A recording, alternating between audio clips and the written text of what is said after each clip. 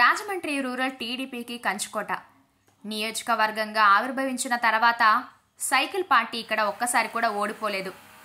ఇప్పటి వరకు 3 ఎన్నికలు జరిగితే అన్నిట్లోనూ పసుపు జెండానే ఎగిరింది. 2009లో చందన రమేష్, ఆ తర్వాత జరిగిన 2 ఎన్నికల్లో గోరంట్ల బుచ్చయ్య చౌదరి విజయం సాధించారు. 2019లో వైసీపీ ప్రభంజనాన్ని తట్టుకొని మరీ టీడీపీ గెలిచిన స్థానాల్లో రాజమండ్రి రూరల్ ఒకటి. జగన్ వేవ్ జోరుగా కనిపించిన ఎన్నికల్లో 10,000కు పైగా ఓట్ల మెజారిటీ రావడం అంటే మామూలు విషయం కాదు. ఇలాంటి స్థానం ఇప్పుడు టీడీపీ చేజారడం ఖాయంగా కనిపిస్తోంది. పొత్తుల్లో భాగంగా రాజమండ్రి రూరల్ స్థానంపై జనసేన కర్చీఫ్ వేసింది. జనసేన పార్టీ సీనియర్ నాయకుడు కందుల దుర్గేష్ ఇక్కడి నుంచి పోటీ చేయడం ఖరారైంది. మరి ఇప్పుడు గోరంట్ల బుచ్చయ్య చౌదరి పరిస్థితి ఏంటి అన్నది ఆసక్తికరంగా మారింది.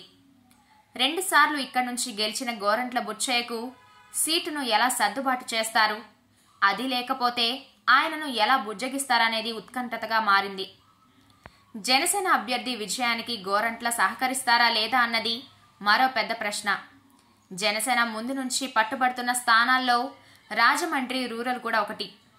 అయితే తమ పార్టీకి కంచుకోట అయిన ఈ స్థానాన్ని టీడీపీ అంత ఈజీగా ఎలా వదులుకుందనే అంశంపై సోషల్ మీడియాలో కొత్త చర్చ తెర మీదకు వస్తోంది.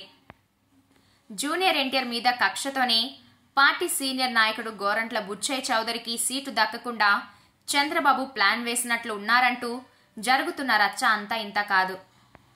జూనియర్ ఎన్టీఆర్ వస్తే తప్ప పార్టీ పుంజుకునే అవకాశాలు లేవు అంటూ ఓ సమయంలో గోరంట్ల వ్యాఖ్యలు చేశారు.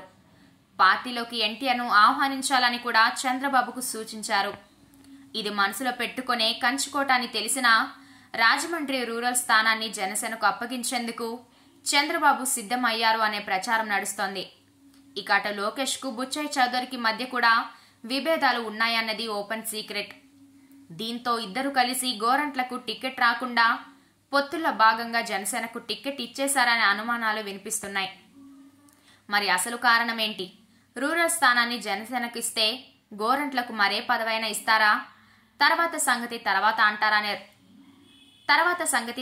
అంటారానే చర్చ కూడా జరుగుతోంది.